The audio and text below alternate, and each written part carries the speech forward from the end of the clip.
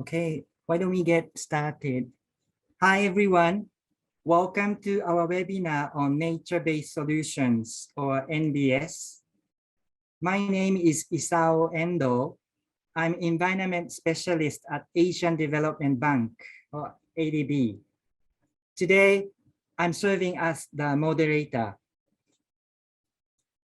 Before we start the webinar, I have a few housekeeping announcements. Please note that this meeting is recorded. Please stay on mute unless you speak. Please turn off your microphone after you speak. Please use the function of raise my hand or use the chat box to raise your questions. Here is today's agenda. The webinar will kick off with the opening remarks by ADB's representative. After that, we will invite the leading experts from the Netherlands to present lectures. After the lecture presentations, we will have the panel discussion with the ADB staff members who have the expertise and experience in designing and implementing the NbS projects. Now, let's move on to the first agenda item.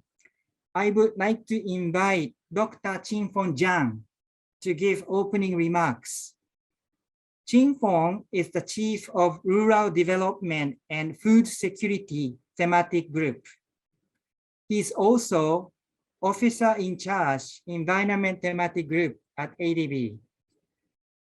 He is responsible for ADB's activities on environment, natural resources, and agricultural development. He has extensive experiences in many Asian countries, particularly those in East Asia and Central and West Asia. Over to you, Qingfeng. Thank you so much, Chairman. Good morning, good afternoon, and good evening, everyone. I'm very happy to open this very important session, nature-based solutions for climate disaster risk management webinar. This session has been jointly organized by ADB and also our partner,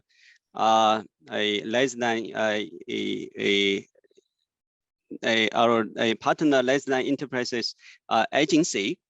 From the ADB and this session, organized by ADB's nature-based solutions working group, which involve our colleagues from the water, climate change, food security, environmental sustainability, and also the livable cities.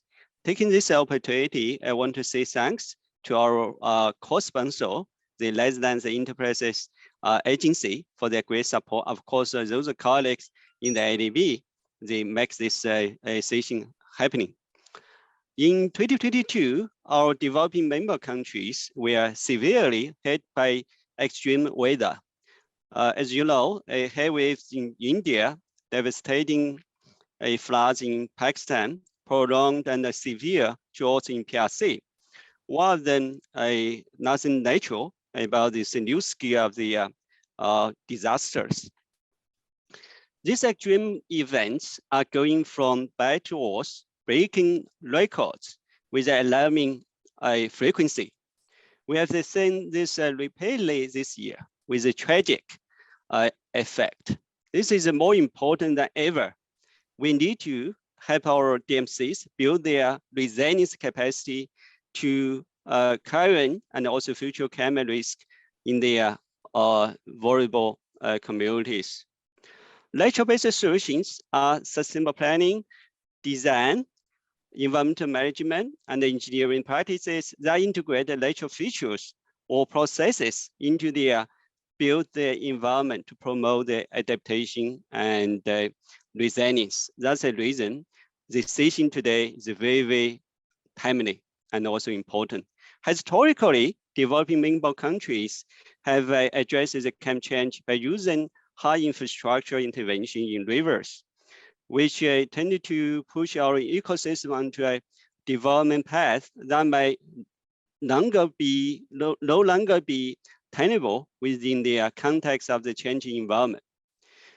So nature-based solutions is now providing a great opportunity for us to work with the nature and also create the sustainable climate resilient solutions to our country's infrastructure needs. These nature-based solutions are often high quality, low cost, more resilient, and more beneficial to the society than to society than the maintaining, repairing, and also replacing the green infrastructure. Therefore, nature-based solution can help our DMCs with the infrastructure investment gap in cost-effective manner.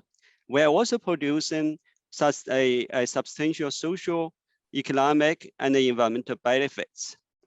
Combining green infrastructure and also nature-based solutions, often referred to as a hybrid approach, can also provide a favorable avenue for rethinking and remodeling our DMC's infrastructure.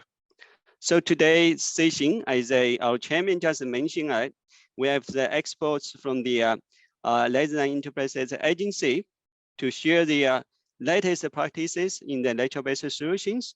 And then we also have the ADB's colleagues to share these country case studies, and they very much focus on flood and drought risk management. We hope their presentations and also discussion today will benefit our future operations. We also want to highlight the importance of the science-based landscape approach in managing rivers and coasts. I believe natural river management concept discussed today can also help integrate nature-based solutions in project design and also planning that promote the co-benefit for the nature and also the home being and also the climate benefit as well. I believe with the right tools, knowledge, and solutions, Asia and the Pacific can gain the most from the balance and the harmonious relationship with the nature. And also same time, we can build up the nature with a more sustainable resilient society in the future. Thank you so much and enjoy this webinar. Thank you. Over back to you, Chairman. Great. Thank you, Qingfeng, for your remarks. That's really inspiring. Thank you very much. Moving on, please let me invite Dr. Bregje van Wesenbeeck for giving a lecture on the science-based landscape approach for mainstreaming NbS.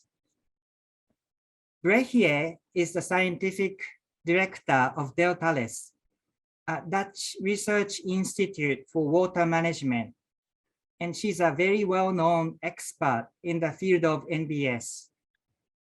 She's the lead author of many relevant publications, including the Guidelines for Mainstreaming Natural River Management in Water Sector Investment, that is published by ADB.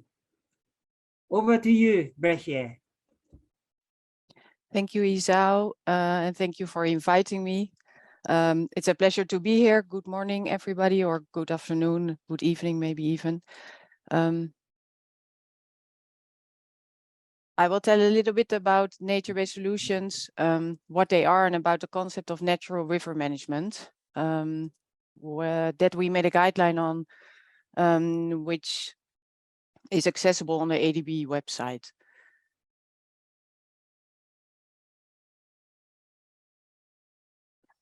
So I already heard Qingfeng explain what nature-based solutions are, but just recapturing a little bit, nature-based solutions became really popular since about 2005 when the Millennium Ecosystem Assessment was launched. And the best description or most commonly used description is the one of IUCN, and they say they're actions to protect, sustainably manage, and to restore natural modified ecosystems, to address societal challenges and to provide human benefits and well-being and biodiversity benefits. And to me, to say it in a more simple way, you could say it's actually using nature and infrastructure design for a functional purpose. Instead, so you can include it actually as a complementary part of an infrastructure project. And I think there is where the real value is, that instead of hampering nature with some of the projects, we actually try to enforce and use the forces of nature. Well, why are NbS so popular these days? Yeah, okay, sorry, I need to manage a bit this system. Why are NbS so popular? Well, as everybody of course know, we face multiple crises currently globally, such as a biodiversity crisis, we face climate change, and NbS, they work, so natural systems work on multiple aspects of this. Through plants, natural ecosystems are able to capture CO2 from the atmosphere, to sequester CO2, and to fixate it. But so they are helped to mitigate climate change, but ecosystems can also help to adapt to climate change by buffering forces, by buffering waves, by reducing currents, by retaining water in times of flood, by releasing water in times of drought. And then next to this, they deliver multiple services, like they're essential to sustain our offshore fisheries, because many species use coastal ecosystems or riverine ecosystems as a nursery. All ecosystems are basically essential to provide us food, right? Pollinators of our food, but they're also deliver great profits in terms of tourism, for example.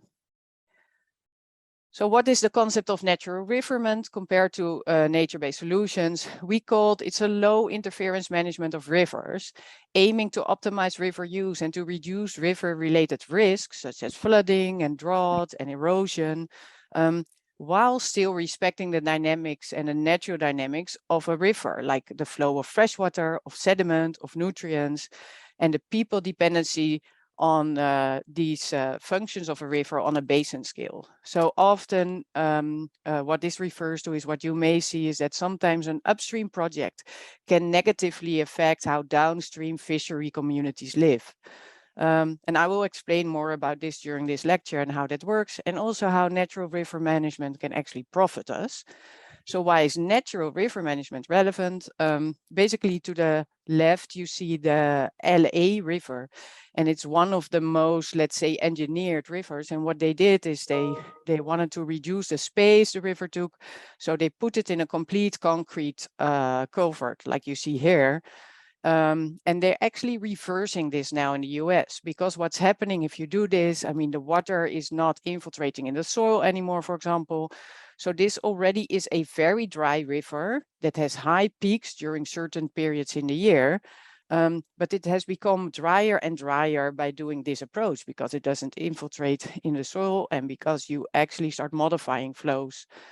So right now they are removing the engineered works and trying to have it back in a more natural state. Another example why it's relevant is the one to the right, of course. We see along rivers a lot of infrastructure or structural attempts to retain a river or to manage it, but they also often fail. And especially in times of climate change, we're seeing extremes that we do not expect. Wow, think about Pakistan right now. I think everybody's seen the movies of complete infrastructure, complete houses swept away by the immense amount of water. And as we cannot oversee these extremes, it's more important that we actually start designing and considering for higher extremes, for higher return periods, for higher discharges, which means basically we need to give water and the river more space, and that's needed to manage floods, but also to have as much water as possible in times of drought. Another good example that I always use why natural river management is so relevant is because it saves us a lot of costs. Failing infrastructure is actually a waste of cost and effort and resources and finances. And especially if we all are designing infrastructure, I mean, we have so many global challenges. It's actually a big pressure upon our workforce. And what you see here is if you start managing a river, you need to keep on managing it forever and ever. And this is the mid-Rhine, so the European River Rhine, which runs, it ends to the sea in the Netherlands, and it runs through Germany. And this is the mid part in Germany. And this river has been engineered for long, and the consequence is that they still need to manage it. So you see a picture of the river in 1828, when it was still a braided river, right? With many different meandering braids that the water would flow through. And then there was this German engineer, and he thought he had an excellent idea. And he said, he was like, for navigation, I'm going to channel this river through a single channel. And that is what you see happening in 1872. But there were unforeseen effects that he didn't predict. So for example, if you channel a river to a single channel, there's more flow through this channel. So this river starts cutting out and eroding that single channel. And that happened until it hit bedrock. And when your river hit bedrock, you get these humps in it that actually push up the water. So it created really dangerous currents. And then it was impossible to navigate on it anymore. So then they actually had to start, you see that there in 1963, they had to start making new side canals again to transfer the flow, to keep it accessible for navigation. And then they made this new side channel. And then what happened is, because then too much water would actually run off in certain times, the whole upper area here and all agricultural land surrounding the river, it all dried out. So then they need to build retention areas again upstream. So Germany is still busy now managing the river, putting in millions of euros or dollars a year to bring this river back to a more or less original state, and to damage all the negative effects of this single engineering measure. So one of the elements of natural river management is also, don't manage a river for a single purpose, but always take into account multiple purposes. Essential for everything you will do with nature, and for integrating nature and infrastructure, for nature-based solutions, but also for natural rivers management, is to understand the natural system.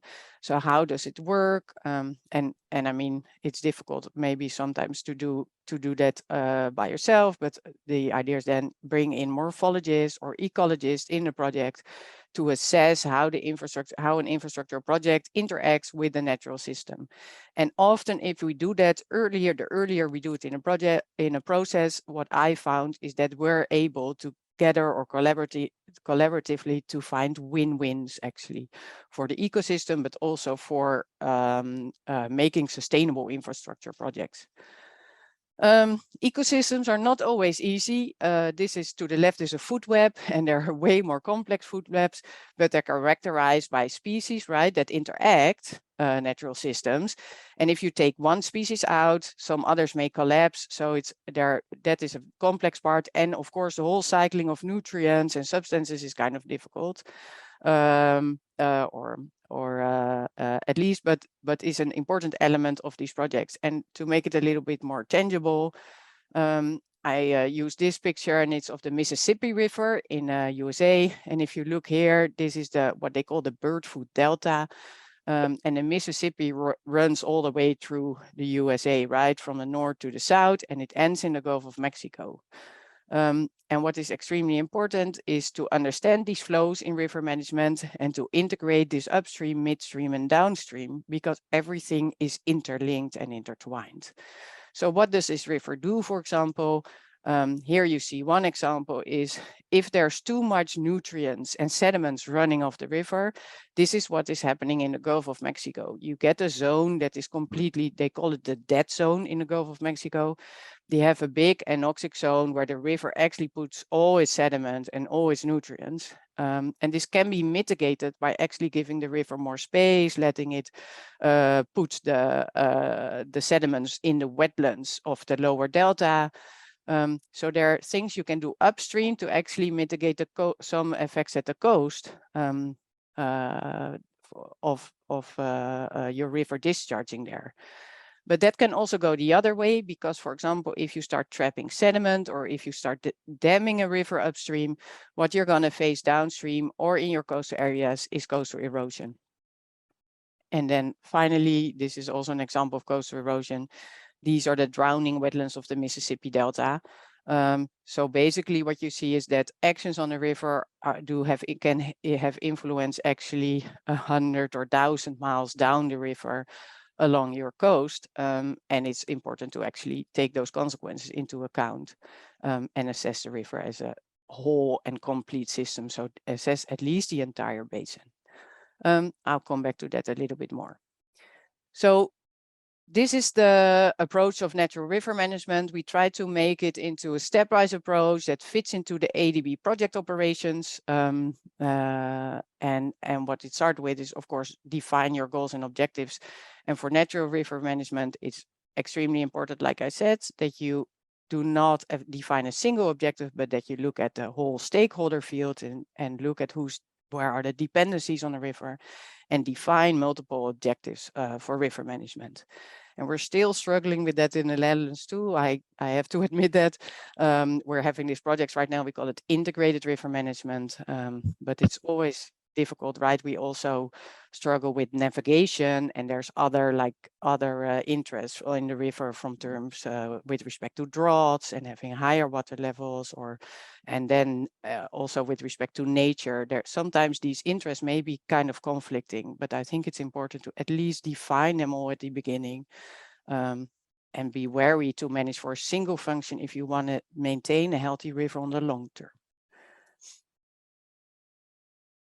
So this is also really important, is the system analysis. So if I'm talking about understand the natural system, in a river, you can actually cut the river in 3 segments to make it simple: the upper, the middle, and the lower course.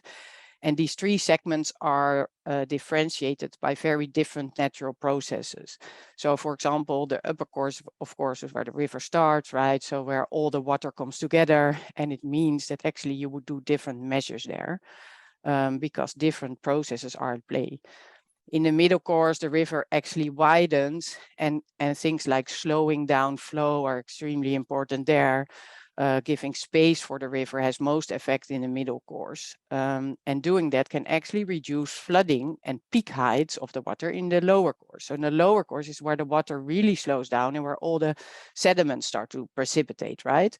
So you also see in this picture in the lower bottom, you see that the valleys of the river, they are like more, they are deeper and steeper in the upper part, and they become more shallow and wider in the lower part. So taking into account these morphological, hydrological, and ecological system characteristics is extremely important. Also for defining the types of measures you will do. So step 3 for us is selection of hotspot areas. So it's basically doing your risk assessment, but looking and using it to look where to focus, right? So what areas are most influenced by flooding? What areas are most influenced by drought? And you can use this natural and 3 division of upper, middle, and lower part in doing that also. And then the next step is selection of NbS. So there's a whole portfolio of natural measures you can use. We listed a lot of them in the natural river management guidance. And basically it's not only it's not only doing natural solutions, but the best is to combine them also with infrastructural solutions. So look at the full, my advice would always be look at the full portfolio of interventions and see what you can use and how you can use them in a coherent and symbiotic way, actually. So once you have an overview of what is your hotspot areas, what are the main problems, what are your multi-objectives, and what types of NbSs there are, of course, you're going to assess the types of measures. This is another one on the selection of NbS. What's extremely important here, we made this picture to show you maybe your hotspot is in the middle basin, but what we said here is before starting to look if you have middle basin flood events in a city, for example, before actually start making embankments in your middle basin, first, the natural river management concept advises first look upstream. What can I do there to solve flooding? Can I improve my land use management, which is one of the most important measures in the upstream river part, right? to reduce erosion, to reduce discharges. So look upstream, then look downstream, and then look in the place of your hotspot, what you can do as an intervention. And then assess your intervention in your hotspot on the effects it will have on the upstream and the downstream. So there's many projects that actually do an intervention like an embankment in the mid-basin, but by doing an embankment, you decrease the roughness of the bed often, and you narrow down the bed. So that means you're going to push a higher flood wave downstream. So if there's also city downstream, the effect of these measures needs to be assessed on a wider scale, because otherwise you're going to push down the problem and you need to do project after project after project. Instead of solving a problem, you're going to create one somewhere else. We looked a bit in the impact and economic analysis of natural measures, which can help you, of course, to select what measures to do and do an intervention. And what's extremely important for natural measures is to take a bit of to first take this wider perspective. So look at the downstream and the upstream effects of a measure, but also take a bit of a longer perspective in time. So I think generally you may assess a measure or do a return on investment on 30 years, but we found that for natural measures, if we extend it to, for example, 50 years, they're going to end up more positive, because sometimes effects take longer, or actually they're also more sustainable often on the long term. And then another one is important in your cost benefit analysis is if we only do economic analysis, nature is never going to win of building, constructing, selling, and in terms of cash flows.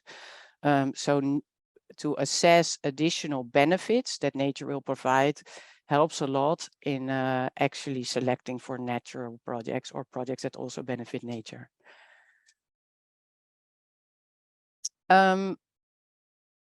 Include co-benefits, assess effects on larger spatial scales and on longer time scales. So implementation. So if we implement measures, it's also about designing measures, constructing measures, building measures. The thing with natural river management and natural areas is sometimes they're already there. Sometimes they're there and they're deteriorated or unhealthy. So then the advice is to restore, or sometimes the idea sometimes it only needs to be conserving. And some examples of programs where this was already done is a good example is the Dutch Room for the River program. They had a whole set of measures. You see them here.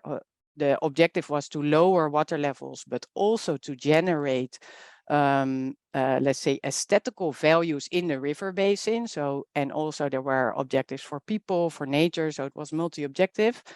But the main aim was flood risk reduction. But they evaluated projects also whether they were they added landscape value, for example. And they had a whole set of measures that they could use, and they assessed effectiveness of all these different type of measures, and they implemented some less likely measures even in the Netherlands. So for example, here, this is a good project. It was an extreme bottleneck for the river in the east of the Netherlands, so not at our coast. But they reallocated a whole neighborhood, the neighborhood you see to the right of the river, and it was actually in the side where now is a side gully. So they created a side gully and they reallocated the neighborhood, and they did a bottom-up process together with these stakeholders. There was a lot of resistance, but in the end, I think the people were kind of fine because they could design their new neighborhood and all these things. So it takes time to do it like that, but there definitely was a win-win, and I think it also created a green river here that is sometimes dry, and in times of high water it's wet. Another example that's currently implemented that you may actually run into is a Bangladesh Delta Plan. So the idea here is also to create an integrated and higher level Delta Plan, where a whole range of measures across the Delta is considered. And the same example, it's good to look it up. I won't go in detail now because of time, but it's the Mississippi Coastal Master Plan. So the Mississippi River, I already showed a bit what they struggle with. They also struggle with a lot of erosion, decline of wetlands. And in the past, they would just do single measures everywhere, but it's also a good example where they brought together this higher level master planning and assessing all these different measures, and then two local measures actually, but still seeing them in the bigger perspective and how they contribute to their bigger, higher level objectives, basically. So the final step is maintenance and monitoring. And I know maintenance and monitoring is often difficult for financing institutes. Often there's money for construction or project execution, but there's not for maintenance of projects. But without, I always say, without maintenance budget, don't step into hard infrastructure, because hard infrastructure is going to fail. So maintenance budget, at some point, it needs maintenance. It needs to be monitored when it needs to be maintained. So this budget needs to be secured, actually, I think, before you start constructing hard infrastructure. And then especially to NbS, I think it's important to adapt, monitor, and evaluate. I mean, we have been learning along with hard infrastructure how to do this well. We're still sometimes failing with hard infrastructure. We have to give NbS a bit of a chance and not raise the expectations beyond the expectations we have from hard infrastructure. So expect to learn, I think, but also, and I think nobody likes to fail, but sometimes you may fail, but failing can also be not failing if you say, we just evaluate what happens, and if we see it's not what we desire to happen, we adapt and we monitor. But my advice always is, don't run away, don't implement and run away. It's such a waste. My take homes is nature-based solutions can actually be applied in all settings and for all type of hazards. But ask local experts or ecologists for help. The synergy between nature-based solutions and hard infrastructure, look for it, and it can be found, but use both in concert. And this is the last one, prepare to learn and adapt. Thank you very much. Great. Thank you so much, Bregje, for your lecture. That was really comprehensive and informative. I really appreciate it.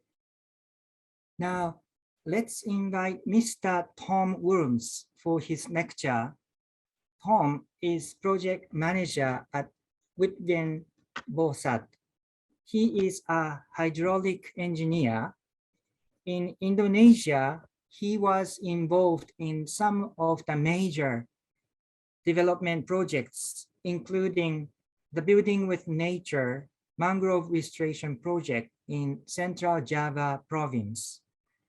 In the Netherlands, he was also involved in the NbS Building with Nature projects in both the inland and coastal areas. Over to you, Tom. Thank you, Isao. Welcome, everybody. Thank you for having me. I will start sharing my screen. I hope this one will work. A lot, so I have to click away quite some.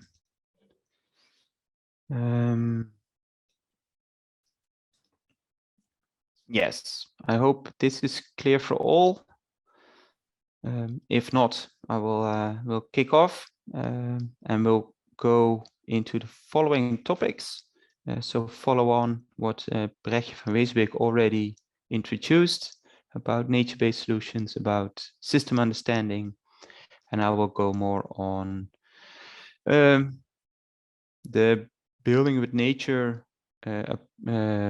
program that happened in the Netherlands and abroad with pilot projects and concepts, and 6 enablers that were found that are often very helpful in projects.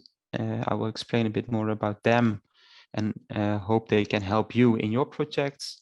And then I will go into 2 practical solutions that can be applied in rivers and lakes. And then my closing remarks with key messages. I will start with them as well, so I hope you will see them throughout my my short lecture. As Bregje also already mentioned, is that nature-based solutions, they use all the processes. She already went into the natural processes, for example, biological and hydrological, but also take a look at the social processes, economic processes, and the institutional processes. You need them all to get to a sustainable solution for development of infrastructure. And to be able to use those processes, good understanding of them is really important. Without that knowledge, the solutions I stated here as a high risk of failure or will be suboptimal. So really take your time to understand the processes. And as Bregje said, not only at the hotspot, but in the entire system. So in rivers, also upstream, midstream, and downstream. And also nature-based solutions have many benefits as they use the processes instead of fighting them. So also in the solutions or solving of problems, look at more benefits, not only to one solving the key problem, but also look at other co-benefits the nature provides. So there is always one or several good solutions, but they really depend on the situation and on the available space. So please, in all your projects, try to have a look at both the conventional measures and the new measures and mix them. It's not often only soft or only hard. And to add nature-based solution, it's not greenwashing, because you need your system understanding and using of the processes. And it's also more than only construction of nature areas.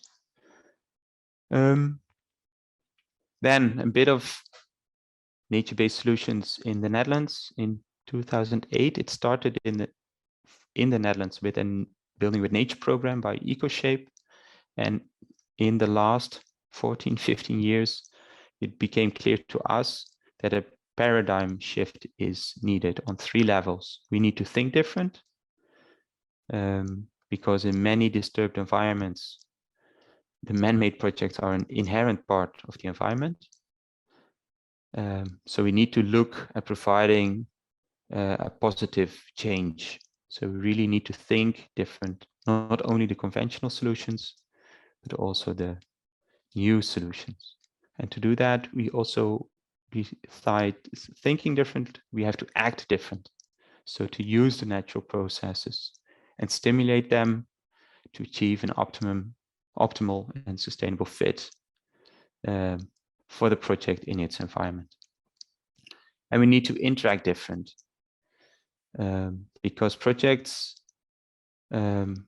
or better projects are achieved through transdisciplinary collaboration and early and active involvement of the stakeholders. So don't stay in your own room, but go out, talk with different experts of different fields, but also with the local community and the people who have to continue with the project after the construction is finished, because you also have operation, maintenance, and as Bregje also mentioned, monitoring and adaptation.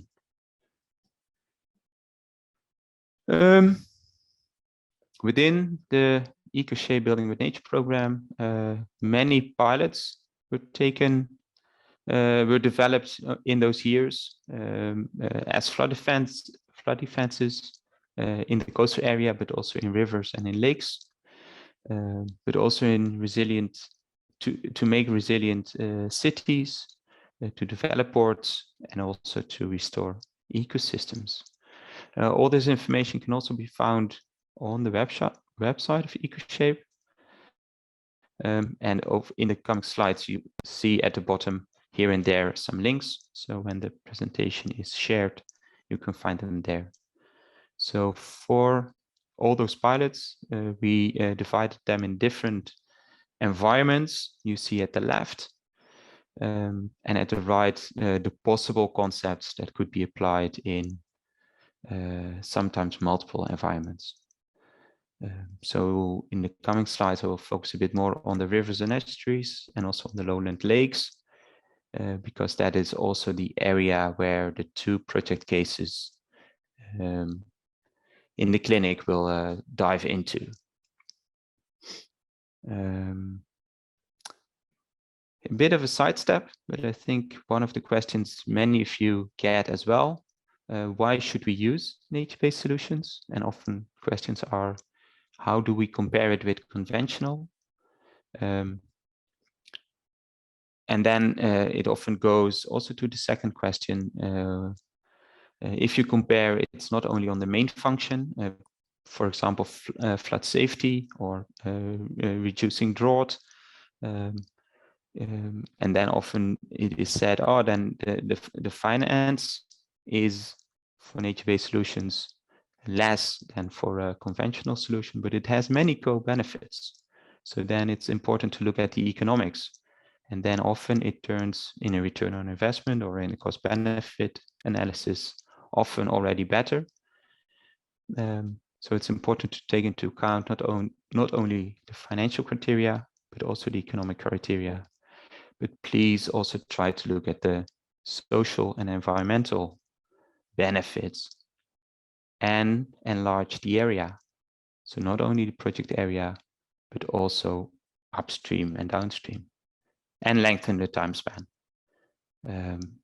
because the benefits often continue for nature-based solutions on a much longer time frame than for conventional solutions. And a third one often asked is, where does resistance come from? Or what are barriers? And that is something over the last 10, 15 years we thought about in the Netherlands as well with the EcoShape Consortium. And we came up that it is very diverse, and we convert resistance to enablers. And we found the following 6 ways to bring projects further, and especially include or implement nature-based solutions. The first one is technology and system knowledge. So do we understand the system and the technology or the environmental processes we are going to use? The second one is the multi-stakeholder approach. So don't do it alone. Involve other experts, but also involve the stakeholders in the area, not only the project area, but also the wider area. The third one, adaptive management, maintenance and monitoring. Bregje also highlighted that already.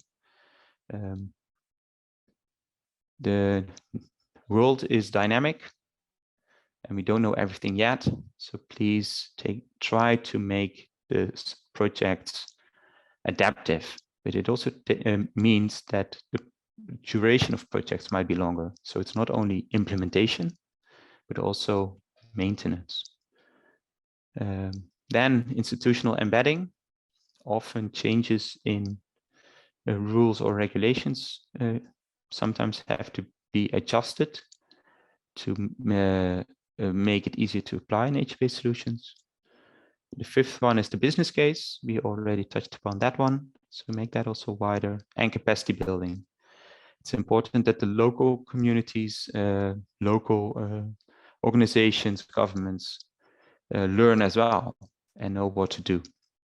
So a bit more on each of them. First, technology and system knowledge. So it's a large-scale system analysis. Bregje already explained a lot about that one. And there are various instruments for different landscapes to do that system understanding. And there are various approaches and assessment tools for gaining that knowledge or understanding the systems. For multi-stakeholder approach, the cooperation between stakeholders is really important. Make it comprehensive, but also look at multifunctionality, multiple co-benefits. Build coalitions, co-create, ensure participation of the public to create shared ambitions and engagement and support. And then the second two, adaptive management, maintenance, monitoring, means also balancing initial efforts and investments against adaptivity and resilience. Bregje already explained about that. Also make maintenance strategies and make it an integral part of the development process. Make sure that adaptive management is in your project from the start, and also arrange the finance after construction, because you need to deal with the natural dynamics in time and in space. Then the fourth one, institutional embedding. Nature-based solutions might not be fitting within the existing context, norms and regulations. So see what is possible there. So create a policy environment that enables conservation laws, but also adjustments, and connect to international enabling policies and agreements that are made, like stated below. Then the last two, the business case, defining an optimum by integrating conventional engineering and natural engineering conservation. We need to improve the estimates of maintenance cost, but also about the services and benefits that come from a nature-based solution.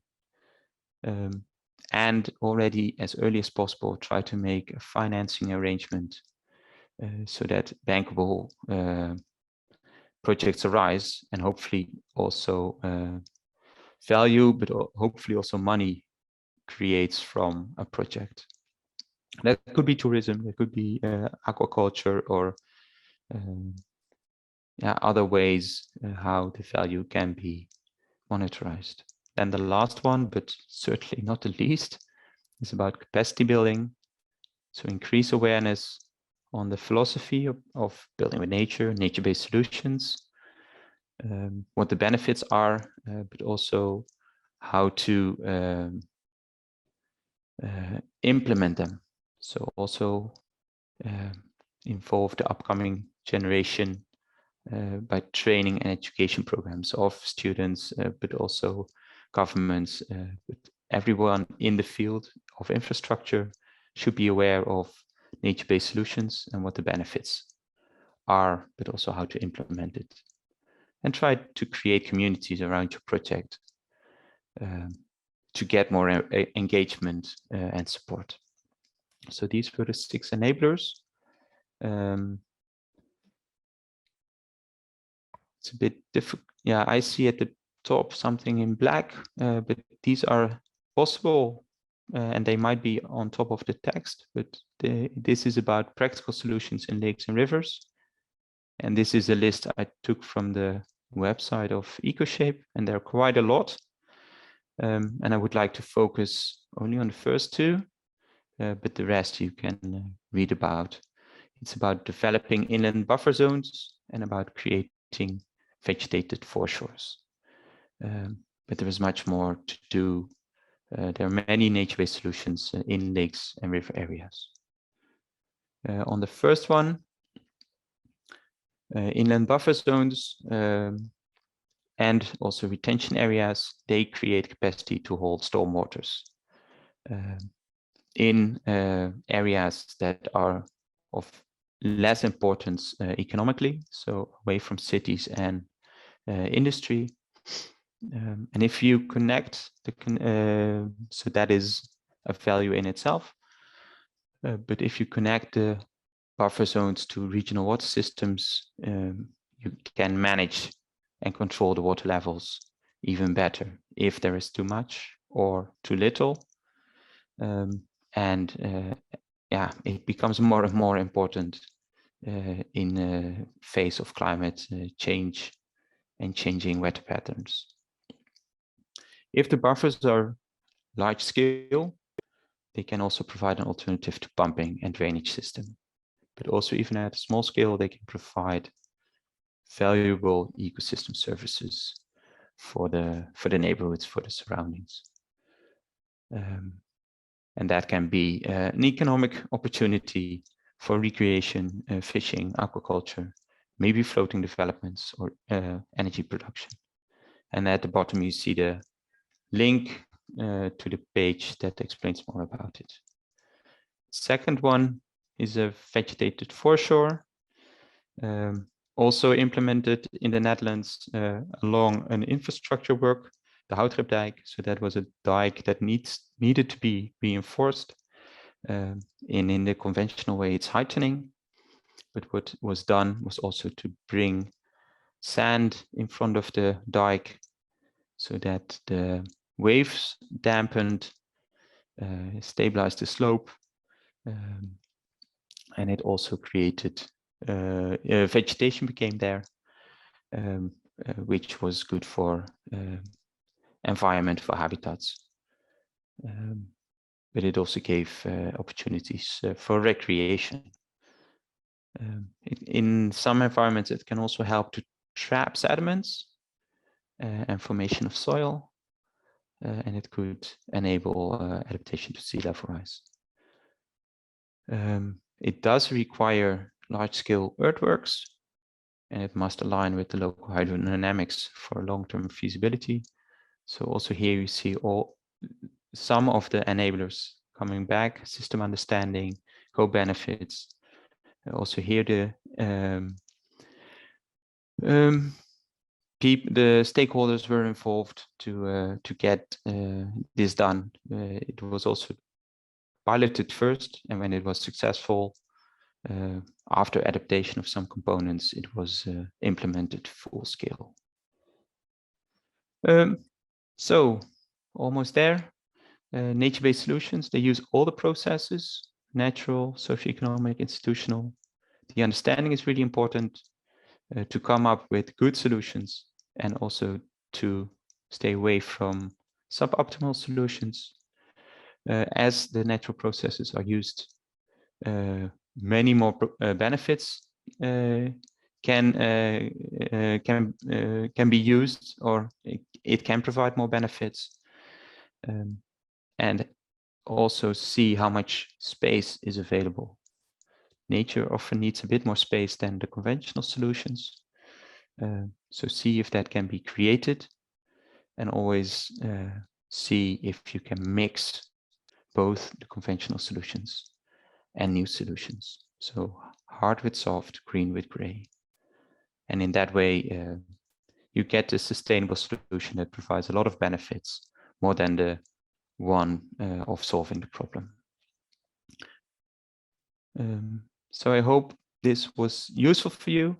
I can also imagine you have a lot of questions, several questions. Feel free to ask, feel free to discuss. There's not one nature-based solution for each project or situation, but with nature-based solutions, you can always make it more sustainable. Thank you very much. Hey, thank you so much, Tom, for your presentation. That was really focused and practical. The case studies were also very useful. Thank you. Now, let's move on to the panel discussion. Tom and Bregje, we would like to stay with us. In addition to you, the two lecturers, we would like to invite three experts from ADB: Mr. Jeff Wilson, Mr. Stefan Rao, and Mr. Charles Rogers. Jeff is the Senior Water Resources Specialist at ADB. He's a professional civil engineer with more than 30 years of professional experience that is covering a wide range of water-related disciplines. At ADB, he advises on technical matters and policy that are related to the water sector. His recent projects deal with the integrated flood risk management and the water security and resilience through digitalization. Stefan is the Senior Urban Development Specialist at ADB. He works on strategic and integrated urban development policies and projects. He's promoting socially inclusive and environmentally sound livable cities. He supports a range of urban-related initiatives, including sponge cities with nature-based solutions in the People's Republic of China. He has many publications. His recent articles is included in the ADB's publication called Creating Livable Asian Cities. Charles is the Senior Advisor for Climate Change Adaptation. He has broad experience and expertise in terms of civil engineering and economics. He has worked on multiple sectors, including agriculture, water, and climate change. At ADB, he provides his technical advisory services for various investment projects. In this panel discussion, Jeff and Stefan have kindly agreed to serve as the panelists. Charles will kindly chair the session and lead the discussion. Now, I would like to hand over the session to Charles. Over to you, Charles. Thank you, Isao. First, let me thank our international experts. Those were, in my view, extremely comprehensive, extremely informative presentations, and they're a real good starting place for our Q&A here. And also, welcome to Jeff, Stefan. We are old colleagues, and I have long been impressed with the work you're doing here at ADB. So what we'll do is I'll pose a few questions. They're general, and I'm hoping that each of you will interpret them in a manner specific to your own areas of work and expertise. And after our ADB panelists have given a response, we'll turn over to our international experts, and there'll be 3 questions in total. Following this, we will hopefully have about 10 minutes for general Q&A. And rather than having participants here raise their hands, we will invite you to post your questions on the chat, and we will get to as many of them as time allows. So the first question, reflecting on the expert presentations that we just saw, and based on your own experience and your own work and experiences of peers and colleagues, what do you see as the strategic opportunities or implications for nature-based solutions within ADB? And again, maybe keep the spotlight on your own areas of professional work. Jeff, can we start with you? And let's see if we can keep these maybe under 5 minutes. All yours. Yeah, thanks, Charles. So I'll confine my remarks to the water sector. So I think, in short, the strategic opportunities in the water sector are primarily for managing water availability, water quality, for managing water-related disaster risks. They are primarily floods and droughts and their variability and expected changes. For example, this is inherently linked to climate change and land use change. Also to help ensure food and water security, which is also linked to energy, the food, energy, water nexus, for creating livable cities and decent work opportunities, and for enhancing natural capital, biodiversity, and support a resource efficient and competitive circular economy. And water management remains dominated by traditional grey infrastructure, and the enormous potential for nature-based solutions remains underutilized. So nature-based solutions, the potential to address water-related management challenges, particularly regarding flood risk management, sustainable agriculture, and livable cities. The nature-based solutions also support a circular economy that aims to reduce waste and avoid pollution, including through reuse and recycling, and is restorative and regenerative by design. But I think perhaps there's three most relevant strategic opportunities. The first one would be in achieving the 2030 Agenda for Sustainable Development, and especially SDG 6, which recognizes the importance of ensuring the availability and sustainable management of water and sanitation. And I think nature-based solutions are essential to meeting this goal.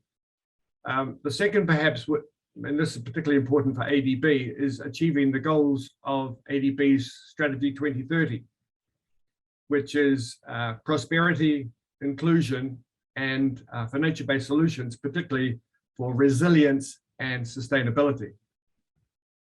And three, and again, this is for ADB, but also for other MDBs, is in Paris alignment and climate financing, since nature-based solutions would almost always be regarded as an adaptation measure against climate change.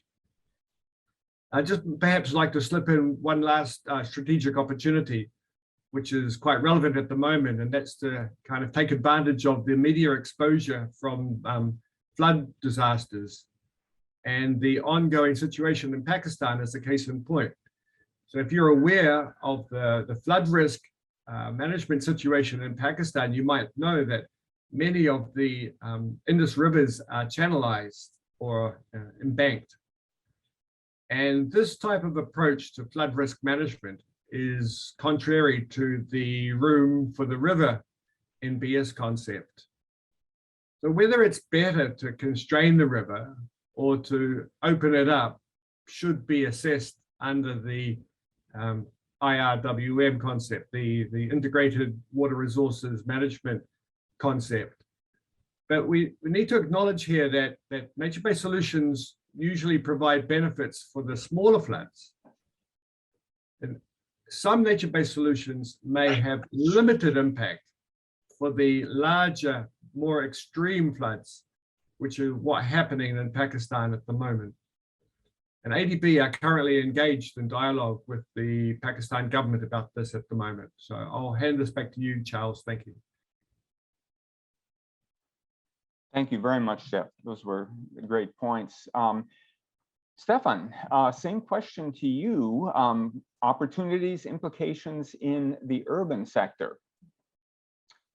Thank you, Charles. And like to add what Jeff has mentioned, maybe a little bit of repetition also, building green capital is really an important and strategic opportunity that will also have a big impact on the urban sector. And I think in ADB, we have a larger interest now to on this topic, building green capital as part of important part of infrastructure. Nature-based solutions, of course, do many things. They create a lot of synergies and benefits and co-benefits, as was mentioned in the lectures by Bregje and Tom. So I won't go into many details, but on the urban dimension, of course, it will create typically nature-based solutions are part of an urban public space system. So green spaces, parks, if designed well, they can both serve these whatever hydraulic and climate functions. They will contribute to natural ventilation if designed properly and so forth. But of course, they will also serve as parks, so public parks. And of course, public parks will create benefit for local residents and even increase land value, along the parks.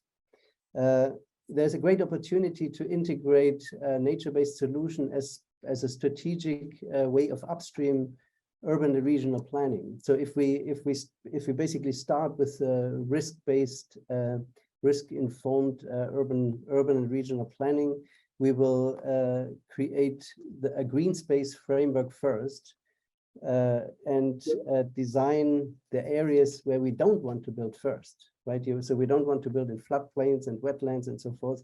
And we analyze not only sort of the climate relevant green spaces, but also generally ecosystem values. And that can be a quite strategic opportunity for upstream urban planning, even a very upstream urban and regional planning in areas where urbanization is happening still very rapidly in many of our Asian development member countries. It was also mentioned earlier especially by Tom.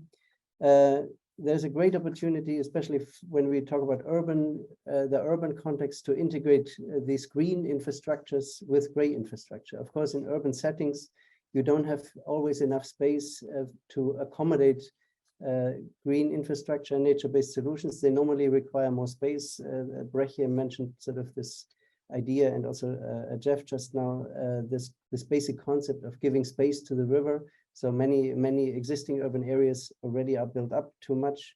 So there we have the opportunity to adapt urban areas as much as possible, have a nature-based solution implemented in existing urban areas, and then integrate them systemically with a gray infrastructure, like if you talk about flood risk management, drainage pipes, and whatever underground deep tunnel systems and so forth, like many cities have already implemented.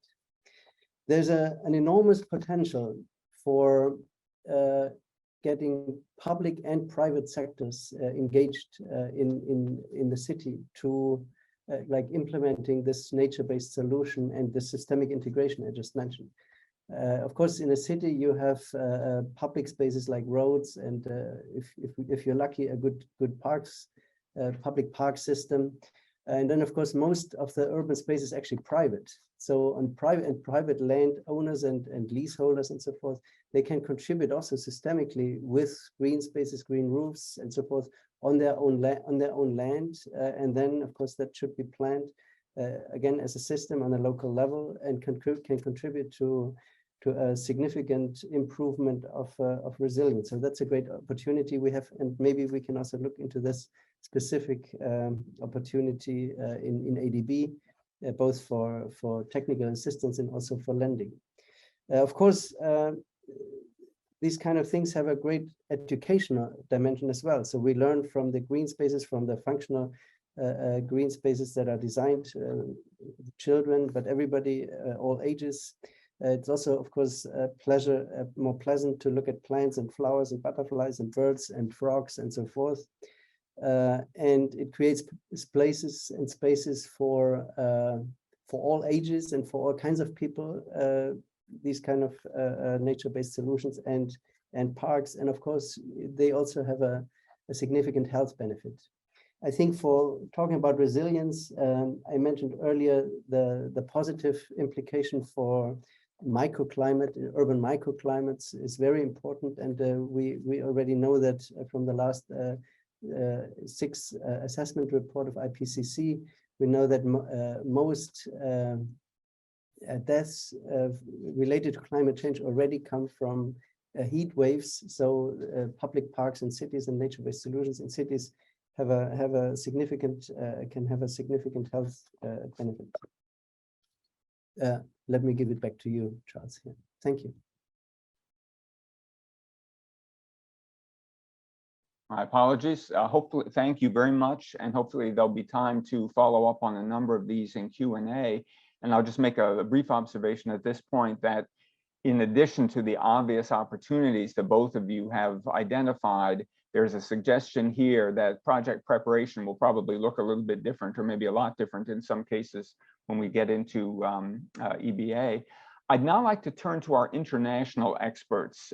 You have both worked with ADB and I think are familiar, at least to a degree, in the nature of our work and how we do things.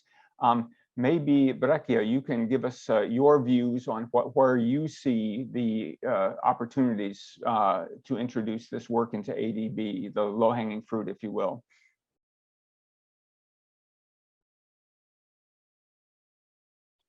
Yeah, thank you, Charles, and thank you for the other very interesting comments. I think I largely agree. I think it will change a bit the first phases of a project, right? And more how you assess and do your, let's say, your pre-feasibility assessment and your feasibility studies. We already worked with that on. We worked on that already with government project teams. Looking how they can actually better assess the natural system, the natural flows of the river, and pay a bit more attention in these first phases of the project. And it also relates to a question I see in the chat, if you allow me to directly tag onto that. Yeah, because I think it's also, that is also a bit where it differs from original integrated river basin management, and we also try to sort of highlight that in the guidance. It really, this concept of natural river management really heavily draws upon integrated river basin management. But the difference is in integrated river basin management, you use this coordinated and a multidisciplinary approach to achieve sustainability in the long term. And I think what we're trying to do is actually put the natural system of the river and the way it naturally functions more central in this. And this is why also in the beginning, you actually add a bit onto this, or you have to add onto this assessment of flows and really understand how this river works and where the uncertainties are, for example, also to avoid failure of projects, basically. And I think if you do it well, it can actually it sets you up for better projects and projects that are more sustainable and that are more durable in the long and robust on the long term. Great, thanks very much. And Tom, same question to you. From your perspective, where are the obvious opportunities and also the implications for how we do our work? Yes, I can only agree with what was already said. So little for me to add at this moment. I think it's also valuable to be aware that often in projects, also already in early phase, it's stated we have one project goal, and besides that there are environmental and social safeguards. But that already puts environment and society 1 or 2 steps behind the primary goal. And the co-benefits that can be created on those two are seem less important, which I believe are not. So it would be valuable to put also environment and society more on level with the project goal. To put in the concept notes, but also to ask to the consultants or contractors that they need to or should provide co-benefits, not only on the project goal, but also on the environment and on the society. Great, thank you very much. We'll turn to the second question. And again, I reiterate, those of you who have questions or who want to follow through on a few of these, please put your comments or questions in the chat, and if there's time, we will get to them. The second question I have for our panelists is sort of the flip side or the reverse side of the first. And again, based on the information presented here, your experience, your experiences of peers and colleagues, what do you feel are the greatest challenges that we are likely to face in integrating, mainstreaming NbS into our investment projects? And I'll start here with Stefan. So take it away, please. Thank you, Charles. Yes, unfortunately, there are still a lot of hurdles of applying nature-based solutions, both to ADB projects, but also generally in urban planning, infrastructure development, and so forth. So I think we have to change a lot of mindsets ourselves, also colleagues, and also people in the field, local politicians, national politicians, even experts. There's a huge amount of system inertia. So we have engineering curricula in universities still sort of based on a lot of the traditional gray systems. Engineering handbooks that are applied in the different countries, they're also based on sort of traditional infrastructures, which is in mindsets still gray infrastructure. Standards like urban development and whatever, water, river, and so forth, standards, river flood design standards, and so forth, procurement practices, contractors, engineers, supervisors. So that's all that they're all used to the old way. This is a huge amount of inertia that has to be overcome. We owe to do that, we owe a lot of proof of concept of nature-based solutions. So we have to have both in theory, I guess that's already done, but we also have to simulate with smart systems like hydrological and hydraulic modeling, have to really prove that this is also working, for example, in the case of flood and drought risk management. And then we owe a lot of projects, demonstration projects, to showcase how it works. So people have to go people go somewhere, talk to the operators and maintenance people on the ground, talk to local people and see how flood risk was really reduced and so forth. So that's very important aspects. Economic analysis, I think, was mentioned in Bregje's lecture. Economic analysis right now still has challenges on fully acknowledging and calculating the benefits of nature-based solutions, and I think that's an area where we have to also work on, and also convince even our own colleagues in the economic department. Operation and maintenance was also mentioned by Bregje. I think both that applies for any kind of infrastructure, and I think for nature-based solutions, there may be a lack of experience, so we have to also build capacity on that, both on the design side and then on the operations and maintenance to have proper maintenance for those things. And then, of course, a big challenge is that what I mentioned earlier, existing urban areas with a lot of built-up places simply in the wrong places. Yeah, so that's also a challenge that has to be overcome, and of course, that's probably a difficult one. I give it back to you, Charles. Thanks very much, Stefan. I will pose to Jeff the same question. Maybe we can get a perspective based on your experiences working in the water sector. Yeah, thanks, Charles. The challenges, I think, the biggest challenges have actually been summarized by Bregje and Tom, and what I'm about to say, to a certain extent, has been mirrored by Stefan. But I'll mention the areas that I think there will be the largest challenges in the water sector. The first one is around physical space, especially in the urban context. Tom alluded to this, and Stefan followed up. You see, traditional engineering solutions are very efficient. I mean, anyone can design a bridge, but an engineered bridge will give you a certain performance at the lowest cost, or perhaps the smallest footprint. And nature-based solutions can be engineered. In fact, they should be engineered, but we need to recognize that they would not be as space efficient as traditional gray infrastructure.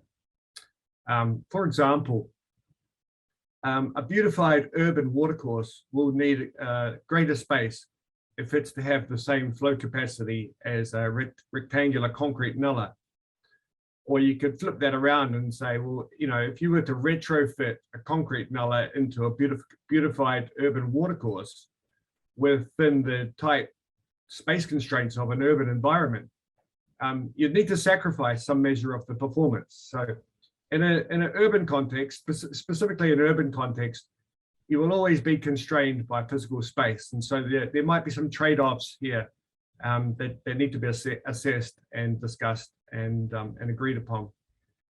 And while I'm talking about trade-offs, I guess this brings me to the economics of nature-based solutions. Nature-based solutions do provide direct benefits, for example, flood risk management, water availability, or improved water quality, but they also provide a number of co-benefits. For example, environmental and social and economic co-benefits. And ADB's economic analysis of projects works around cost benefit and the economic internal rate of return. So we need to evaluate the costs and the benefits of nature-based solutions. And in general, we need to demonstrate that the marginal benefit exceeds the marginal cost. And we had a case in Nandi, Fiji recently where we proposed mangroves as part of a flood risk management solution. but the marginal benefits were slightly less than the marginal costs. And so the mangrove option was not the preferred option.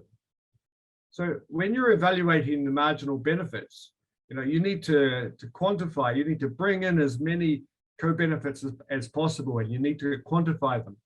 So you need to bring in your environmental benefits, which may be natural capital, biodiversity, habitat, maybe even the shadow cost of carbon captured.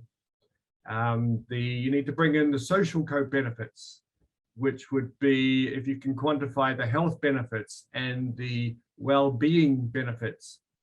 And then, there are other economic benefits, for example, tourism or fisheries. You need to bring them in, and you need to quantify them. But quantifying these co-benefits it's not easy to do. And there's limited documentation guidance out there. And there are questions around transferability to another location. So in NbS, I guess we need to point out that nature-based solutions can often take some years to mature, and this needs to be taken into account when you're evaluating the economics over the economic life of the project. On technical, and Stefan mentioned standards, there are lots of textbooks on designing traditional grey engineering solutions, but there's not the same level of guidance on designing nature-based solutions.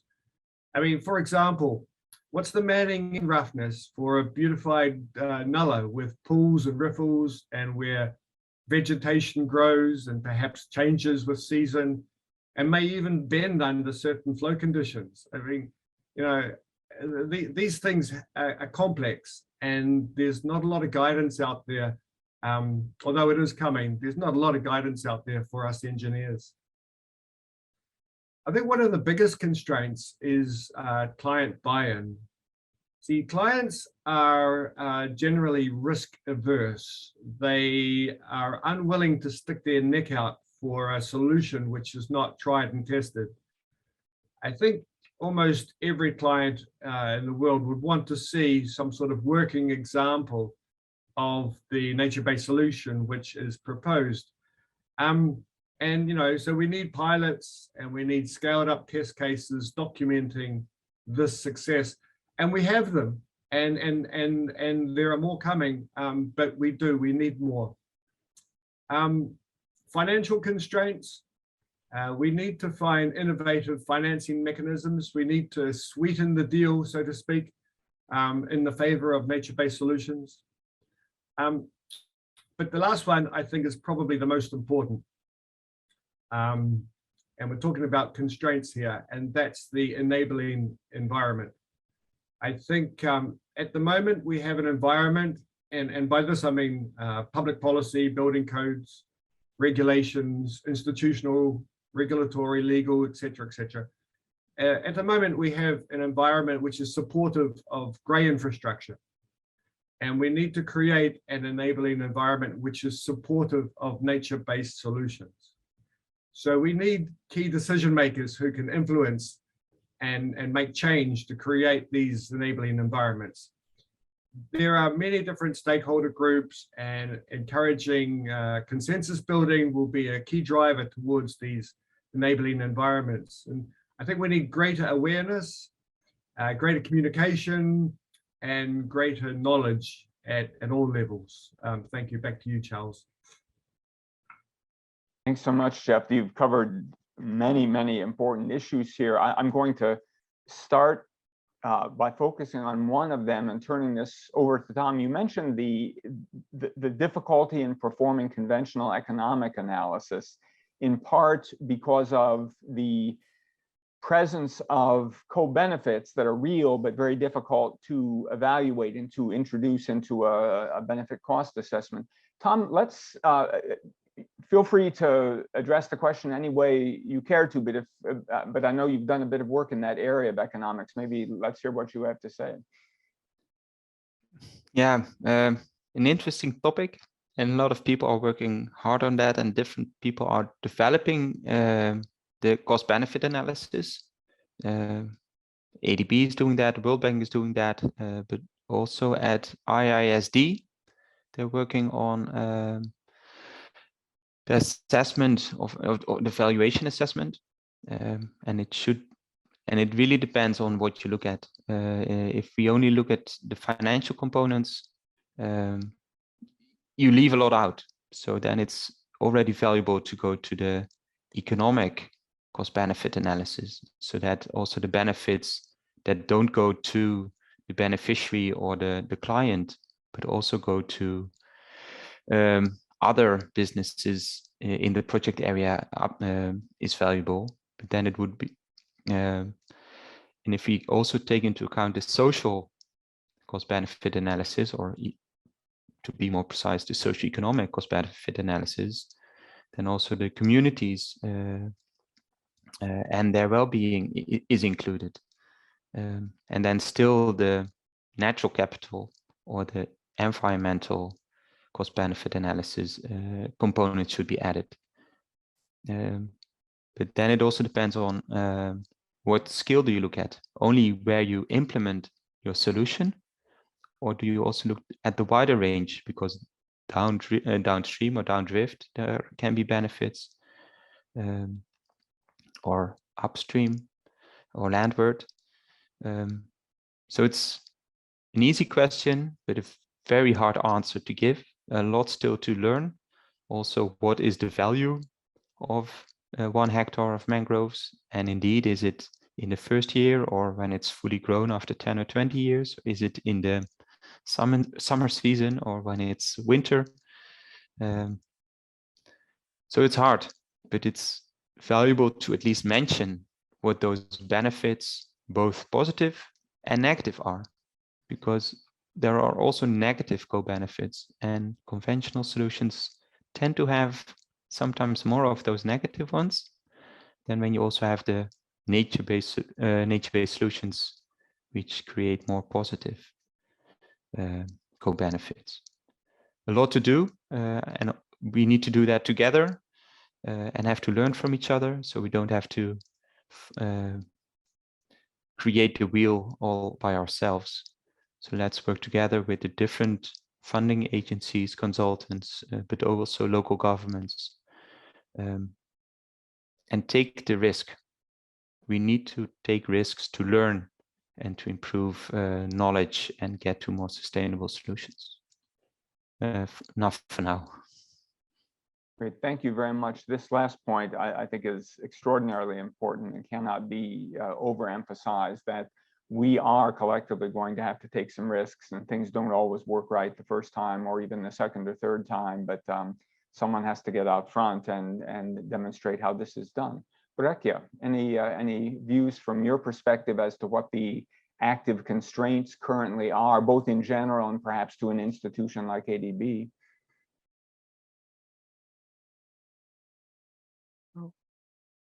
Yeah, thank you, Charles. This whole discussion about the economic system, I always find putting NbS or talking about nature in our current economic system is trying to talk to straighten something that's just bent. For me, our economic system is just not the right system. We value GDP, so we actually consider destruction of nature, pollution of air as something that can be positive if there's economic revenue of it. So I think it's more about that we as a society altogether fell in the trap of this system that values things that have nothing to do with our well-being. So there's a new movement called well-being economy, and I'm a big fan of it.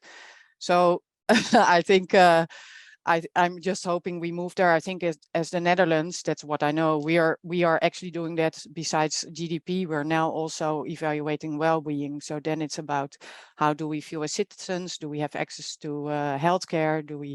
So it's a whole different system, and I think it's more about the things that really matters. Do we have access to nature? So right now we can just destroy natural resources. We can destroy resources that we all need. We can do unsustainable things that will put the next generation in a lot of peril and problems, and still it can be an economic profitable thing. So I think that is where we're off. Then with, so there we should change the system, which nobody can do by themselves, but we can all do it together. I think we can. And then finally, one of the major constraints, and I loved what Stefan said about system inertia, and it means that it's really bigger than all of us. But one of the other things is institutionally, it's institutionally very difficult to do this.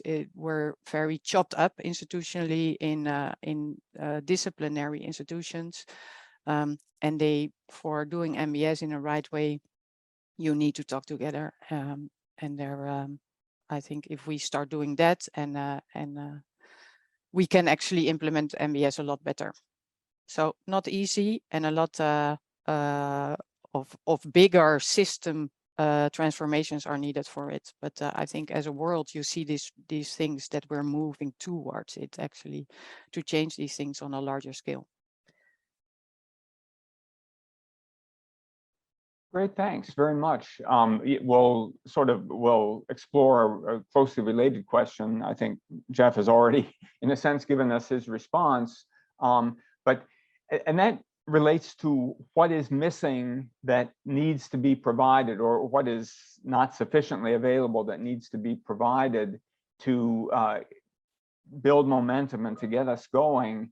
And by way of kicking this off, I'll give a very brief anecdote. When ADB started introducing the climate risk management framework about 8 or 9 years ago, there was tremendous resistance. And basically, we were told by project officers, we are already struggling to keep loan processing, the project cycle, on a timeline. Now, if you give us all kinds of new demands that have to be met, we're not so sure we feel good about this. And today, 8 years later, it's a very different situation, and it's because we have at least partially, if not to a great extent, plugged each one of these information gaps. So the third question I will pose to our panelists is, what, on the basis of your experience, and in particular in your sector of work, what are the missing pieces? What are the missing resources? This can be informational, this can be software, this can be financial resources. What comes to mind? And I'll start with Stefan. Thank you very much, Charles. All of the above, what you have just mentioned. So technical data is always a problem if you want to scientifically assess whatever river flows, standard storm events and so forth, and so that you can calibrate your models with real data on river flows and so forth. So that's always a big problem. Sometimes it's even considered sensitive data, and then governments don't want to give to us. And then, of course, sometimes modeling software can be a problem as well, especially if you want to do a little bit more sophisticated things like integrating the gray and the green infrastructures into a system whole. Doing that well is can sometimes be a challenge. But I also like the points that Tom has been making earlier, like enablers are really important, and the ones that you have mentioned, I fully agree with, like business models for private, even private households, but also private sector stakeholders would be very important to develop and have awareness. That was also mentioned by Jeff just now. So awareness of the general public, and also again of business owners and stakeholders who could get engaged in investing in this kind of green capital development, and how to get engaged. So of course that will also impede on what you just mentioned, Charles, on the processing timeline of regular projects that we have in ADB. So in general, I think we need more information, more work on enabling in the environment, and to include this kind of possible solutions, nature-based solutions, as part of possible solutions when we start projects, to conceive projects. So therefore, I think generally we should start earlier. So in the ADB project cycle, we really should start on the country partnership strategy level, and then on the pipeline development level, to identify projects earlier so that we can get engaged upstream for this kind of general planning work and general consideration work. And maybe we even have to to conceive something even more strategic than country partnership strategies. Maybe they normally last between 3 and 5 years, depending on the country. So maybe we need to have a country partnership visioning that has a longer period of time considered, and there we could sort of develop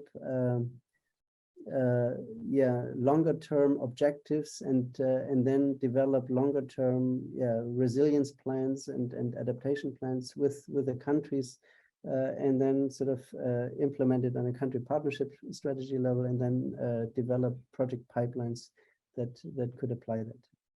Back to you, Charles. Thanks very much, Stefan.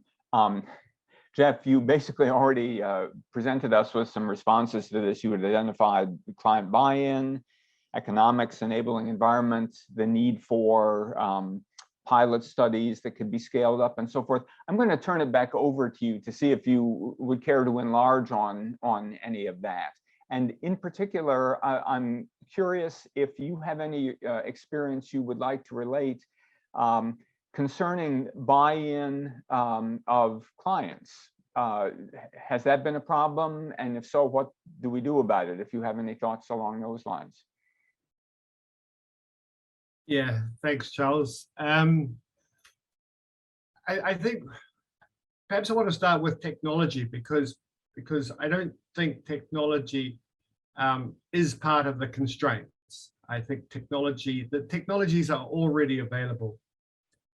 So that is not a constraint. That's available to us. But if I go back to the 6 challenges that I mentioned earlier, and perhaps just relate to each of those. The first one on physical space.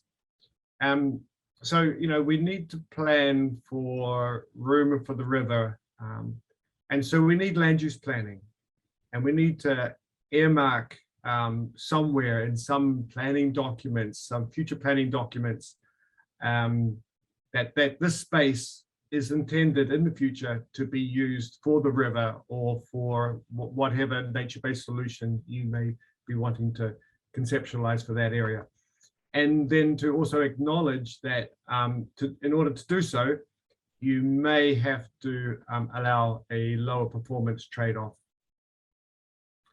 On the economics, what we need is guidance on how to quantitatively, and I say quantitatively, at least with our economic structure at the moment, Bregje, quantitatively value all the co-benefits in a transparent and documentable and transferable manner. That's a big ask, but that's what I think you're asking. On technical, we need a common framework, we need design approaches, design guidelines, and that will come, I think, in time. Client buy-in, yeah, I do have some experience here. What you need to do is you need to have the conversation. You need to have a dialogue with your client. You need to discuss the opportunities and the constraints and the benefits and the costs. Keep it transparent and have the dialogue.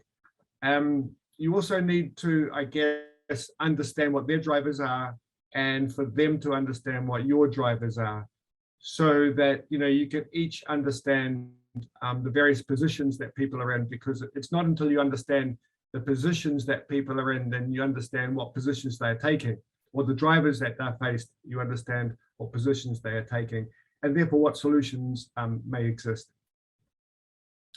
In financial, we need to better understand such concepts as payment for environmental services, ecosystem services.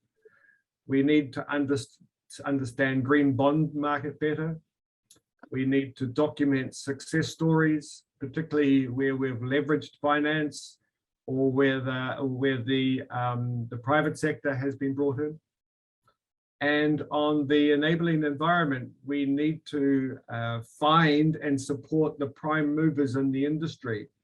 And Isao is our prime mover at ADB, and we're all supporting him. So we need to find these individuals all these organizations who can bring change and transform our enabling environments, and turn them into something which is conducive to seriously supporting nature-based solutions. Thank you. Back to you, Charles. You're muted, Charles. Thank you. Yeah, thanks so very much. On that, I'll turn it over to Bregje. And you had already, in a sense, given us one response, which is we need a new framework for economic analysis. Please feel free to elaborate on that, or are there other constraints that we can address through resources that are currently realizable? Yeah, thank you, Charles. I want to tag on to the point of Jeff about communication and awareness. I think that is something that we really need also, especially also in the Netherlands, right, where everybody perceives to be safe, to call it like that. So we need communication actually about, we call it like a residual risk that is still there. So you often see people living in conditions that you're not gonna protect with hard or with NbS kind of infrastructure. So I think that is we need to communicate and raise awareness about risk, about the way people live, but also not to set false expectations of people about being safe. Same for NbS. We don't want to raise false expectations that the mangrove forest will stop a tsunami. Then I think the point that Stefan mentioned about data is very important. We've just been doing studies on present mangroves and how they can reduce flood risk. We do that through modeling studies, but we don't have any validation data. So there's actually a big lack of data in several countries.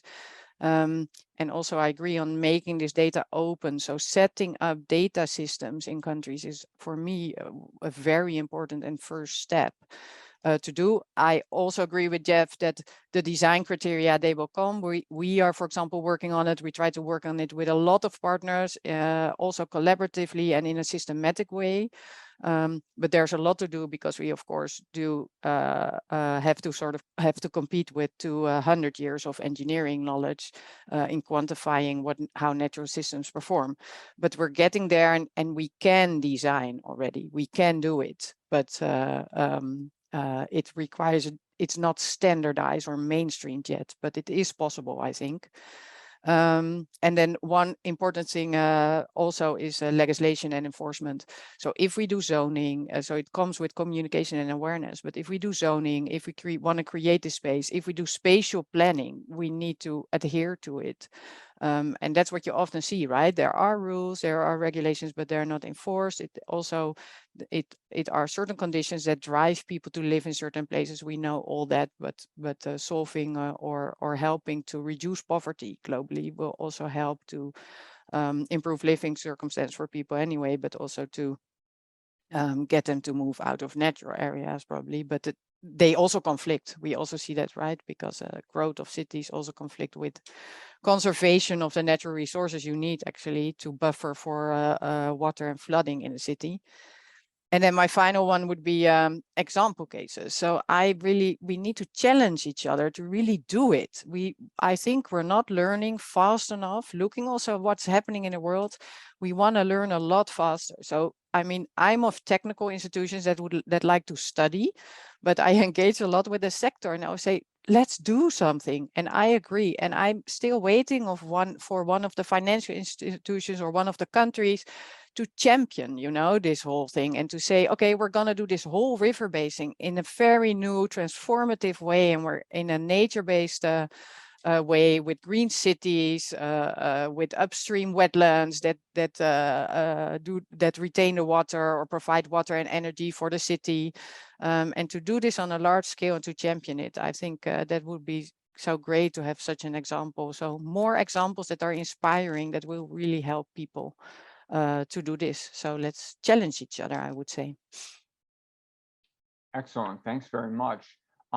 Tom, same question to you. What are the resources sort of broadly interpreted, be they technical, be they informational, be they data, models, whatever, that that if they were available and usable and accessible and so forth, would advance this agenda.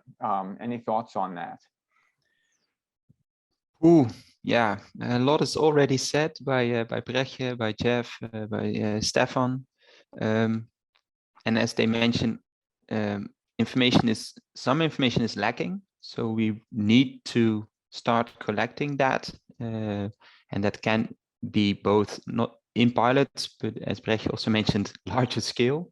But that's on not only on how does this natural system respond, but also how does the socioeconomic system respond, the institutional system respond, also about the finances, economics, or better, the cost-benefit analysis. And if we have that information, we can also tell the stories. We all mentioned success stories, but we should also share what we have learned and what we have improved, because a lot will be adaptive. Also in Indonesia for the mangrove restoration project and the aquaculture, we learned a lot we didn't even know that it would become a problem when we started. So we need to communicate about that, and in open source. If we keep information for ourselves, the rest of the world can't learn with us, and we have limited time, so we need to learn together as fast as possible. So tell the story, share the story, and we need to communicate it at all possible levels, at the development, the ADB, the World Bank, at the governments, but also at the universities, because that will be the new people who will be in the field, but also the local people and the children who are going to primary and secondary school. If they learn everything needs to be done in the conventional way, they have to learn something else when they come at university. So also at that level, it would be really valuable to share the knowledge that not everything needs to be man-made, that nature is important, that well-being is most important. Great, thanks so much. Now, those are the questions that I had prepared, and we have a couple here on chat, and what I'll do is I'll read them out, and some of them are logically directed at one or more of our panelists, but I'll encourage you all to come in after to respond. Here's a question. With so many clear benefits to NbS, and this will be to you, Stefan, why do so many cities appear apprehensive or unwilling to commit to this planning and economic opportunity? I'll give it to you, Stefan, and then anyone else, please feel free to come in afterwards, okay? Thank you. If you allow, Charles, I just want to add something to the previous question, Sure, because sure. Tom inspired me there, and also Bregje.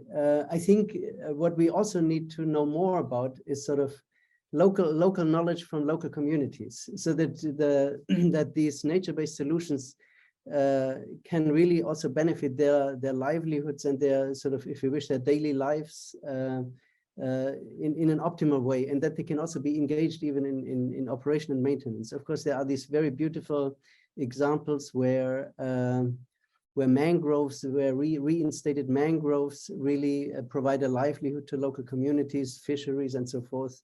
I think if we have more local knowledge through engaging very directly with local communities, that would be very, very useful and beneficial also for ADB projects, if we can include that. So on this question by Aaron, that is a very good question. I think all of the previously mentioned challenges apply. Like I think mainly sort of this mindset that infrastructure investments are investments in gray infrastructure. That's still sort of the general mindset. And even if we and an increasing number of people understand that there are so many clear benefits and synergies and so forth, and co-benefits of nature-based solutions, we still have to change mindsets in cities. And of course, we have also mentioned earlier that in existing urban areas, there is a limit to applying a nature-based solution. So of course, the biggest benefit would be apply nature-based solution in large-scale urban and regional general urban land use and development planning by applying ecosystem analysis,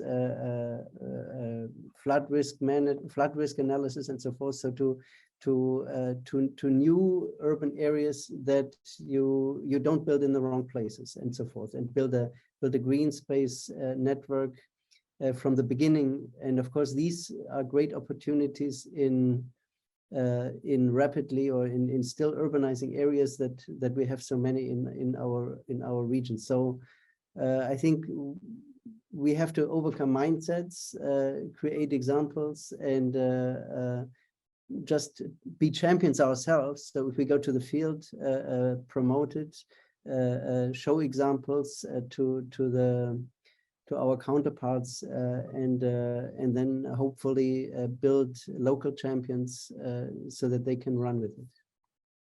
Great, thanks so much.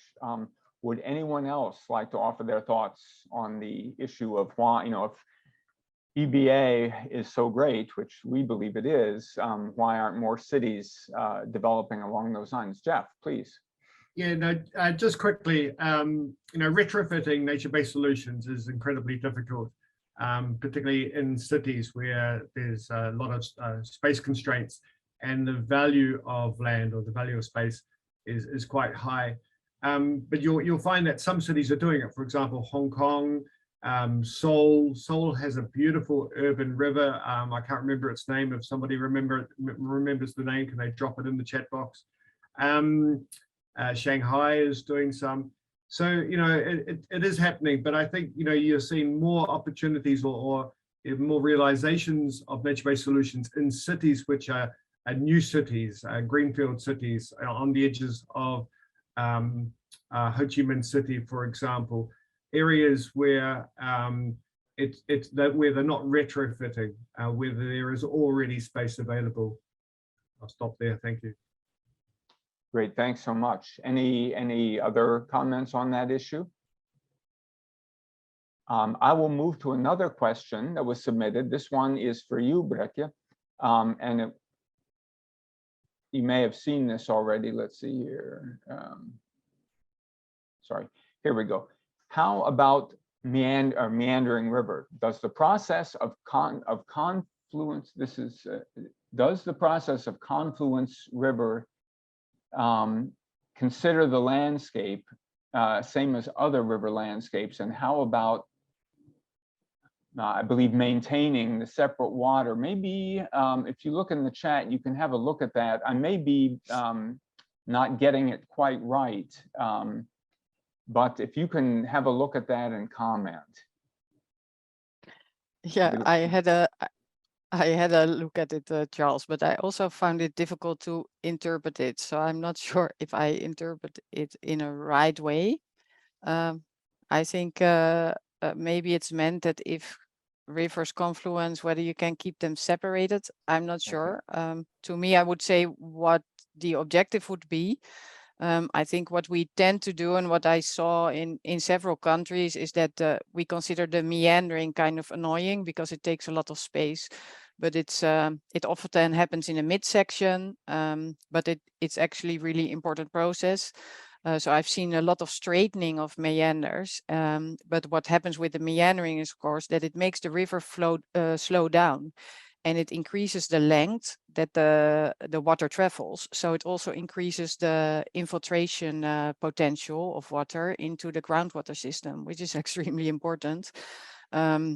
And then it also increases the length and the roughness that the wave travels to. So it slows down the flood wave, but it also lowers the flood wave, this whole meandering process. And what I often see is, to gain space in the midsection of the rivers cut straight there, and then it's forgotten that downstream, there's actually the big city. So then what you do if you straighten in the mixed section, you cut out the meanders, is you're gonna increase the height of the flood wave and decrease the period. So it's gonna be smaller and a lot higher, which means that the city downstream has to cope with a lot more and a lot higher water at once. And the city is often mostly the place where there's no space to actually buffer this water. So I would never advise to cut off meandering rivers, but I would actually, I think there's a lot of opportunities to re-meander channelized rivers in the midsection throughout Asia. Great, thanks. And my recollection is that that is addressed to some extent in your paper, in your technical document, right? Yeah. And by the way, I'll mention this in passing. Bregje has prepared guidelines for mainstreaming in natural river management in water sector investments, and I think that can be made available upon request. We have one more, well, at least one more question. It's with regard to the river in Seoul, it's the, I will not pronounce it right, but Chongyechon stream, is that right? And I've seen this, and it is a beautiful urban restoration. Apparently, it was completely invisible in many areas before the restoration. We have a question thanking our presenters. The question is, in the Regional Flyway Initiative, we hope to develop project concepts in wetlands. What do you recommend as crucial to ensure compliance or adherence to the extent possible with global standards, in parentheses, or local or national policies when it comes to NbS? For example, how can we ensure projects which involve extraction or resolve some pollution, for example, mangrove restoration and aquaculture, we are still able to respect the integrity and protect nature's integrity. So anyone would like to take a stab at that? Maybe Tom or Bregje, you can. And this will be the last question. I think we're just about out of time. Yeah, it's a good question. It's also a long and complex one. So I don't know if there is an easy answer, and it probably needs more time to discuss. So feel free to contact to see what is possible to have a further look at it. But please, as we mentioned earlier, understand your system, see what your functions are in the system, which co-benefits you can create, minimize the negative benefits, improve the positive co-benefits, and it's often site-specific. So it's really important to know what is happening and how it developed to that, to see what possible solutions are. So not a straightforward answer or a clear answer, but I think we also need more understanding of the system, a bit more background to help to answer this question. Okay, thanks very much. I will invite any other short responses to that, but we're basically right at the end of our time for the session. And I will not even begin to summarize what we have talked about here because it covered so much territory. This has been recorded and we will provide a summary at some point. But I want to thank our panelists, both external and internal. And I'm told that we can answer any unaddressed questions by email after the webinar, and we'll attempt to do so. And so let me thank you all, and please join me in thanking our panelists, about which I've learned an enormous amount on this very important topic. And with that, I will turn things over back to Isao. Hey, well, thank you so much, Charles, for leading this great discussion really well. I am also thankful to all the panelists, Jeff, Stefan, Bregje, and Tom, for sharing their strategic and technical perspectives. It was really a rich and fruitful discussion. You gave us a lot of important ideas that we need to consider to further integrate NbS into our investment projects. I am very excited.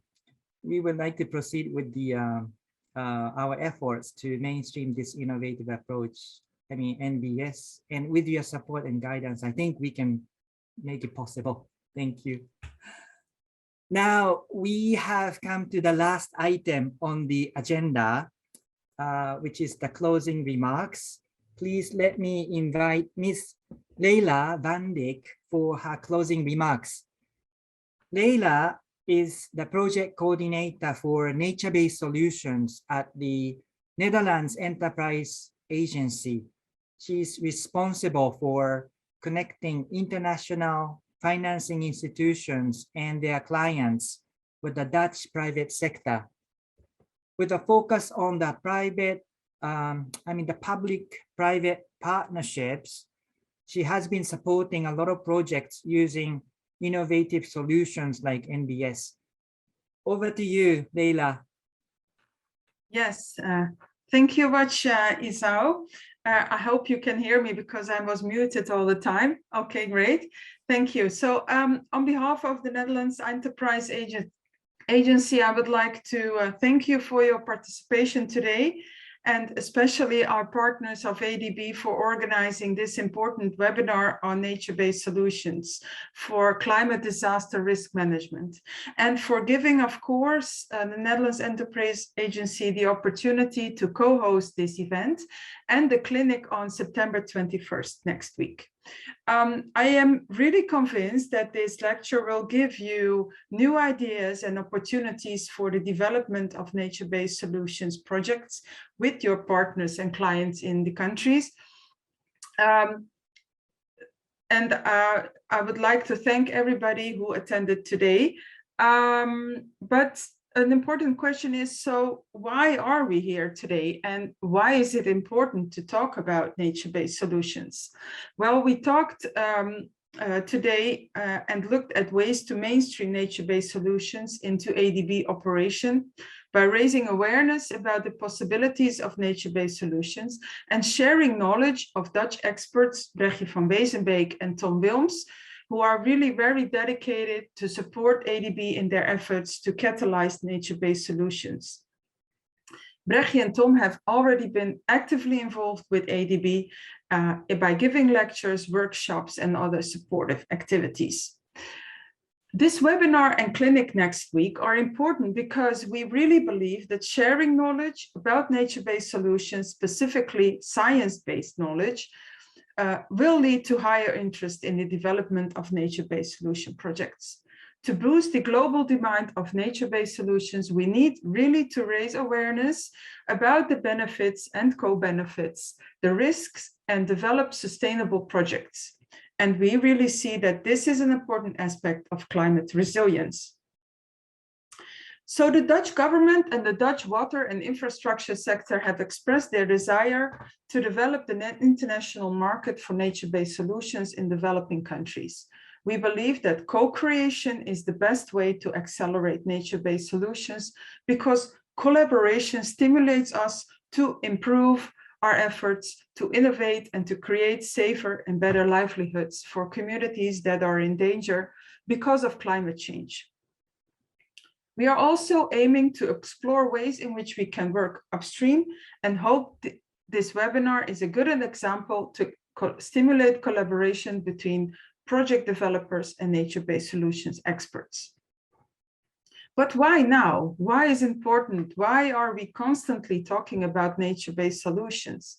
Well, after more than a decade of experience in nature-based solutions, now is the time right to share best practices and science-based approaches. Together, we have built tremendous knowledge and experience in this field and encountered many challenges. By building on these experiences, we can really make a change. We see the Dutch water and infrastructure sector as a key player in these discussions and a game changer for the future. There is already a strong commitment from the management of the Netherlands Enterprise Agency for further building on nature-based solutions as an important climate change theme, with many opportunities for cooperation with ADB. With programs such as Partners for Water, Water as Leverage, Sustainable Water Fund, and Team International Organizations, we really try to contribute to the development of knowledge and experience in nature-based solutions, and we will continue to work actively on projects in this field together with our partners, together with ADB. Also important to mention that as of beginning of this year, we have set up a community of practice with World Bank, ADB, EcoShape, and the Netherlands Enterprise Agency and Invest International important stakeholders in nature-based solutions to work together closely on knowledge and experiences in nature-based solutions, and to share our experience also with the clients in the countries, in the developing countries itself. So we really hope this webinar and the outcomes of the clinic next week will give you a helping hand and extra motivation to develop nature-based solution projects.